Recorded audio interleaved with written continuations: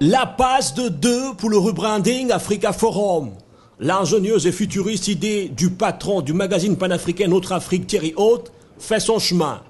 Pour cette deuxième édition, Bruxelles était une fois encore l'épicentre des questions de fond liées au chômage des jeunes en Afrique, à la croissance avec l'éducation comme vecteur, au développement numérique et à la croissance inclusive, à la réduction des inégalités de genre comme facteur de croissance. Le forum qui nous réunit ne vise pas à faire succomber à une mode, à emboucher la trompette d'une Africamania comme le font médias et experts à travers le monde, reléguant souvent les Africains au rang de spectateurs. L'Afrique millénaire ne saurait être réduite à une mode, donc un épiphénomène passager. C'est pour ça que le rebranding Africa Forum se veut un pari de longue haleine dans le vaste chantier des transformations de l'Afrique. On ne peut plus, on ne doit plus décider de la marche du continent sans les Africains. Car, pour emprunter au prix Nobel de la paix Mahatma Gandhi, tout ce qui est fait pour nous, sans nous, est fait contre nous.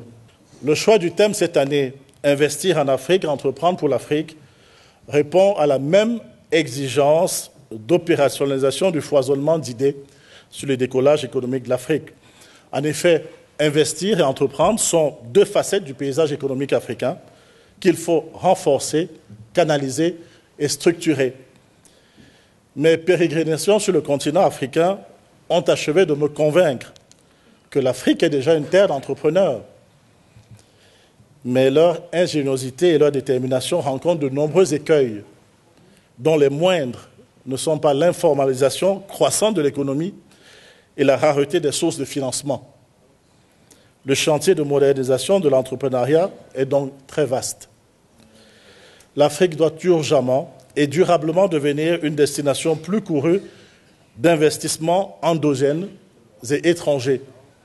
C'est autour du thème « Investir en Afrique, entreprendre en Afrique » que les quelques 450 participants issus de divers secteurs des finances, des médias, de la diaspora, des institutions internationales, des gouvernements ont planché pendant 3 jours à Bruxelles. Invité d'honneur de cette édition, le Sénégal et son plan de développement, plan Sénégal émergent. Pour des raisons de calendrier chargé, le président Macky Sall s'est fait représenter par son Premier ministre Mohamed Ben Abdallah Dionne. La forte délégation sénégalaise a présenté l'ambitieux programme du Sénégal. Dans leur volonté d'atteindre l'émergence en 2035, les autorités sénégalaises ont bâti une stratégie de développement autour de 6 moteurs de croissance. Les services, les BTP, les infrastructures, l'énergie, l'agriculture et le tourisme. Nous avons ainsi engagé la réalisation de 27 projets et 17 réformes phares pour booster la croissance et le développement et créer les conditions pour les jeunes. Il y a en effet une nuance entre croissance et développement. Une réforme foncière majeure est en voie pour sécuriser au Sénégal l'accès à la terre en zone rurale notamment et afin de promouvoir le développement d'exploitations agricoles familiales modernes et mieux équipées et en même temps l'agrobusiness. Notre réseau de transport se modernise avec la réalisation d'infrastructures routières, ferroviaires, portières et aéroportuaires de dernière génération. Le train électrique express régional qui va être électrique, qui est en cours de démarrage, à travers des partenariats publics-privés, à travers des financements innovants, avec l'ambition de développer des hubs de services logistiques et médicales offrant des plateaux de référence. Au Sénégal, nous travaillons également sur la maîtrise des coûts de facteurs de production, à la facilitation de l'accès aux fonciers aménagés et à l'adoption plutôt d'un paquet de mesures fiscales en faveur de l'investissement dans des secteurs porteurs tels que le tourisme, l'agriculture, l'habitat avec les nouveaux pôles urbains et l'implantation de nouvelles unités industrielles. De nouveaux instruments de financement ont été ainsi mis en place pour accompagner les PME, PMI et les jeunes porteurs de projets. L'élan des transactions économiques et des flux d'investissements directs étrangers en direction du continent africain est encourageant et devrait favoriser l'innovation dans les investissements. Investir en Afrique, c'est crucial. Aujourd'hui, l'Afrique est le dernier pôle de croissance et les Africains eux-mêmes n'en ont pas vraiment conscience. Ceux qui viennent investir, c'est plutôt les autres qui viennent investir sur nos marchés. On a entendu des Chinois, on a entendu des Brésiliens et consorts. Mais il serait temps qu'on arrive à monter des structures purement africaines pour investir sur le continent africain et pour les Africains. Les investissements en Afrique n'ont jamais été aussi élevés. Notre objectif, c'est de permettre aux PME africaines de lever les ressources dont elles ont besoin, qu'il s'agisse de la dette, et c'est ça la fonction en général des fonds de garantie. Mais ici, au fonds de garantie africain, nous faisons quelque chose d'additionnel. C'est que nous permettons aux PME africaines de lever les fonds propres qui leur sont indispensables, justement. Le renforcement du capital humain doit accompagner ce vaste mouvement.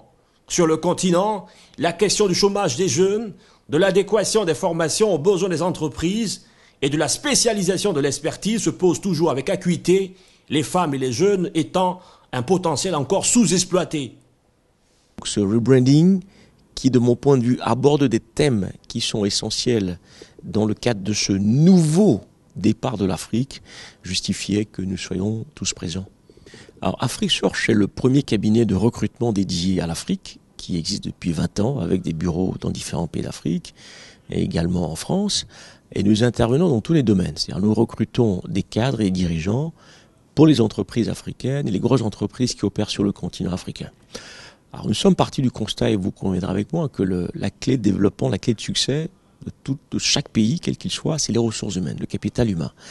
Or, l'Afrique a eu tendance un petit peu à négliger son capital humain depuis ces 20 dernières années, et on le paie aujourd'hui. Dans certains pays que je nommerai pas, on voit la catastrophe que produit le système éducatif en termes de compétences sur le marché, et donc ça hypothèque beaucoup le développement. Et nous avions décidé à 20 ans, anticipant un petit peu tout ce processus, de remettre un peu les Africains, le capital humain, au cœur du développement de l'Afrique. Et donc nous sommes aujourd'hui le premier cabinet de recrutement de cadres, de talents africains pour l'Afrique, parce qu'on est convaincu que la bonne personne au bon endroit peut faire un gros changement. Promesse de suivi de la première édition en 2014, le guide de l'émergence africaine, guide de synthèse intitulé « L'émergence de l'Afrique en 50 idées clés » a été remis aux participants. Octobre 2016 ouvre grandement ses bras à la 3e édition d'un forum économique désormais incontournable et qui a inscrit en marbre son nom dans le giron des forums économiques d'envergure internationale.